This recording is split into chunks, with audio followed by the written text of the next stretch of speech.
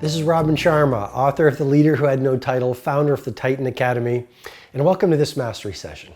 This mastery session is all about how to pick your social network. And there's a lot of fascinating research coming out right now. There's a great book that's called Connected that talks about the value of your social network and how your behavior not only subconsciously influences your friends, but your friends' friends and your friends' friends' friends. And then I could talk about mirror neurons, and I could talk about emotional contagion, a lot of this scientific phenomenon coming out now that really speaks to this. The people you surround yourself with dramatically influence your beliefs, because their thinking are like mind viruses, and beliefs are contagious. Your social network and the way your friends behave influences your behavior, your habits. If you hang around with marathoners, there's a much greater chance you're going to get fit. There's the Framingham study that said if you are associated or your orbit has obese people in it, well then you have a 57% chance of becoming obese yourself. And I'm not being disrespectful in any way, I'm just reporting the results of that study to make the point that you do in many ways become the people you associate with. And so what I wanted to do is just jam with you in this mastery session, not only to help you dial into the importance of really selecting your peer group with great care and great acumen, because their results are going to become your results. Their mentalities will subtly infuse your whole belief system and become your mentalities. But I also want you to come up with almost a strategy that will really help you repopulate your professional life and your personal life with the kinds of people who will get you to where you want to be so that you live a legendary life. Starting point, you just want to become aware. I mean, here's the question I want you to think about as soon as this mastery session is over. Which people in my life are de-energizing me, and which people in my life are fueling my rise to mastery? Which people in my life are toxic? Which people in my life are positive? So the first point is really deleting the energy vampires from your life. Related to that, the people who might have been great for you 2 years ago, 3 years ago, even 6 months ago, they just might no longer work. You are with me in this mastery session because you and I are cut from the same cloth. We are on a rise to mastery. We are aiming for iconic. We want to do world-class work. We want to live great lifestyles. And we want to serve humanity by the value and the examples that we live. Well, very few people, relatively speaking, on the planet think like that. If you take 1,000 people, how many people are interested in personal mastery? How many people are interested in being a leader? How many people stand for world class? Most people are interested in video games and TV shows and gossiping and complaining and just getting through the day. Okay, not judging, just reporting. So the first thing to ask yourself, so the point I'm really trying to make is the person who you were even a year ago is not who you are today. And the people who might have been great for you a year ago might no longer fit with you today. And so I would encourage you to start with that first point of awareness. Have a good hard look at the people in your life, and are they serving your rise, and are they energizing you, and are they supporting your dreams, and are they fun to be with? And is their example allowing you to rise? It's like when you play tennis, or you ski. I ski. And when I ski with someone who is way better than me, you should see me ski. Their example on the slope lifts my game subconsciously.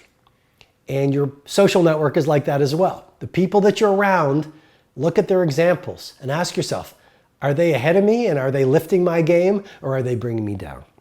Second way to pick your social network is really use the standard of values.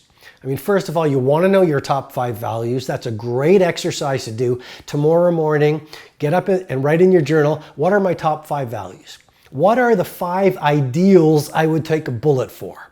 What are the 5 ways of being that will have mattered to me most when I'm at the end of my life? And once you know your 5 values, ask yourself, The people who I spend most of my time with, do they reflect those ideals? So let's say one of your ideals is excellence. Ask yourself, are the people in my life excellent? If one of your ideals is daily personal growth, ask yourself, am I around people who are on that path?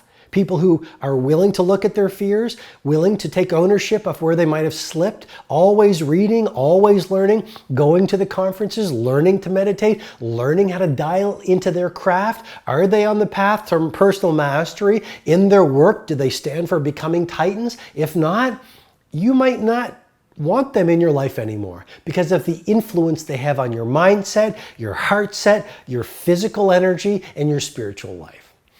Third way to pick your peer group is to simply trust your instinct.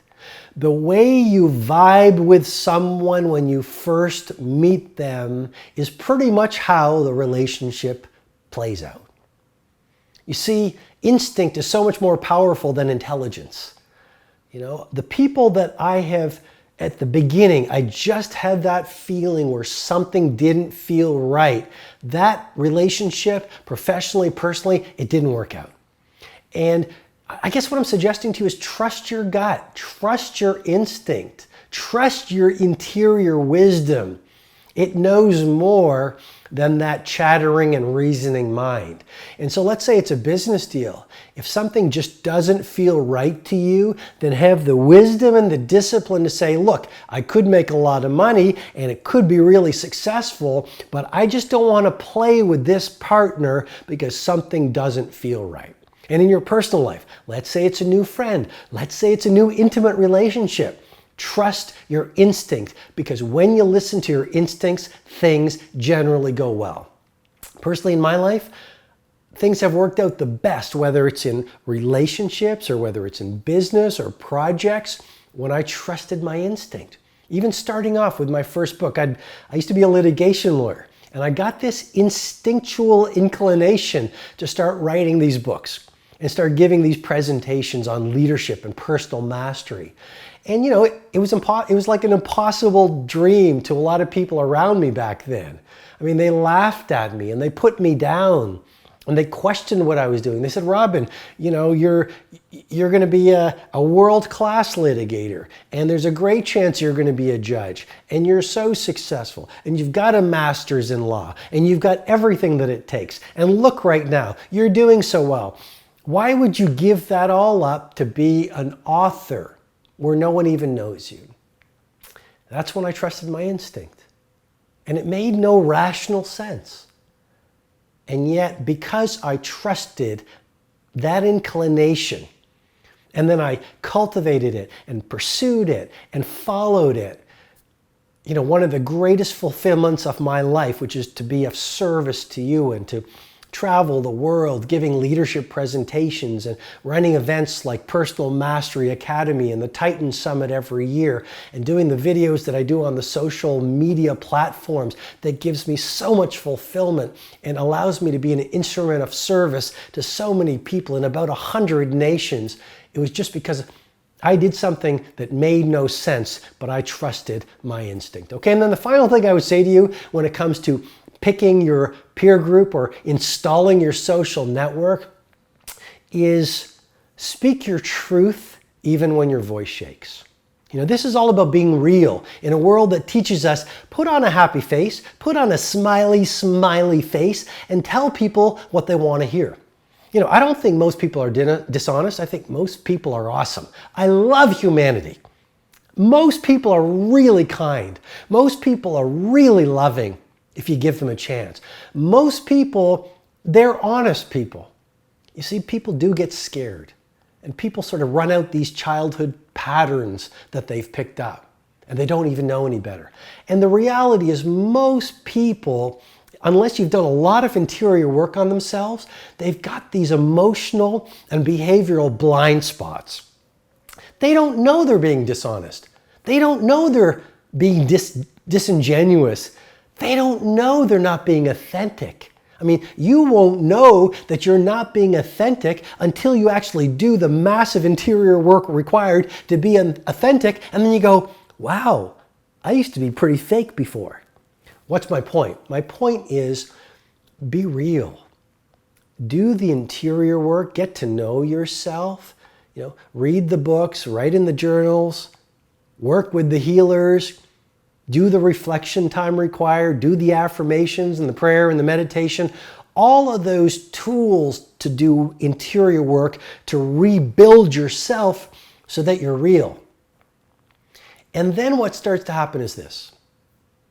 Two things. Number one, you have the confidence and the courage to have real conversations with the people in your social network. And when you start being real, here's what happens. You actually have the true power. This is true power, where you can say, I love you, but I can no longer be with you. You're a great friend. Maybe you're a great husband. You're a great wife, but we no longer fit.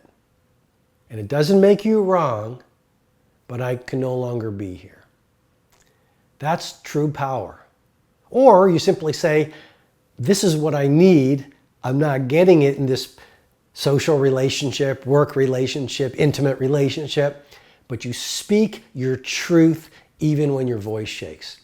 And then when you do this interior work so that you birth your natural authenticity out in the world, here's another thing. Automatically, the people who no longer fit with you just somehow walk away, or you walk away from them. But here's the beautiful thing. New friends, new business associates, new human beings at your new level of insight, wisdom, mastery, energy, compassion, excellence, adventure, festivity, bravery, humanity. They just start showing up. And that's when you start to assemble a whole new social network that reflects the leadership and mastery level that you're now at. So choose and populate your social network well, because your friends' mindsets and mentalities will become yours through attitudinal contagion. And the way your friends and social network feel, if they're confident and brave, well then you'll feel confident and brave. And if they're weak and timid, you'll start to feel that way through the scientific phenomenon of emotional contagion. If your friends are dishonest, there's a great chance you will start cutting corners in terms of your ethics. If your peer group is weak and average and full of victimhood, there's a great chance that you will take the gorgeous potential you were born with or have right now and disassemble it and become average just like them. Choose your network well, because that's what your life is going to look like. I love you a lot. I believe in you. You believe in you. I hope you enjoyed this mastery session. Own your game. I'm going to talk to you really soon. Hi, this is Robin Sharma. I hope you received great value from this mastery session. If you'd like to receive potent training videos, blog posts, learning tools, and information on my 2 live events, Personal Mastery Academy and my flagship 4-day experience, the Titan Summit, go ahead and visit robinsharma.com.